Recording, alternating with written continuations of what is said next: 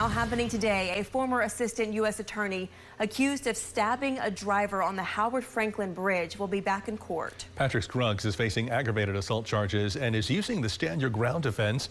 And on your side's Beth Rousseau joins us live from Pinellas County with why he claims he feared for his safety. Good morning, Beth.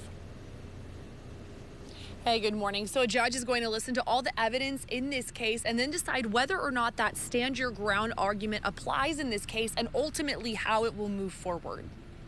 I was concerned he was going to keep going and just crash into, he had already hit two cars and he was going to hit another car in the middle of rush hour.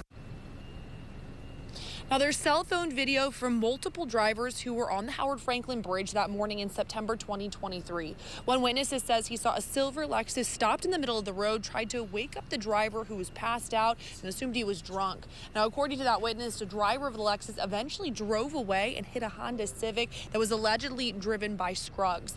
Footage shows former federal prosecutor Patrick Scruggs slashing at the driver of the Lexus with a knife in his hand.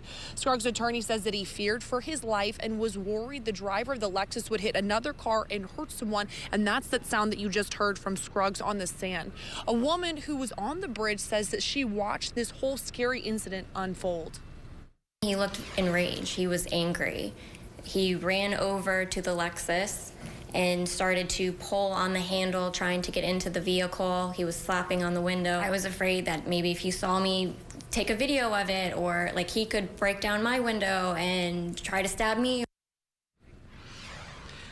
Back out here live at the courthouse here in Pinellas County. Again, all that evidence is being presented inside the courtroom today. Scruggs and the attorneys on both sides of this case, they'll be back in there today to continue this hearing. Then the judge will make that final determination about whether the stand your ground argument actually applies in this case. They'll be back in the courtroom today at 1:30. We will be in there so we could bring you the very latest. We're live in Pinellas County. Beth Rousseau, 8 on your side.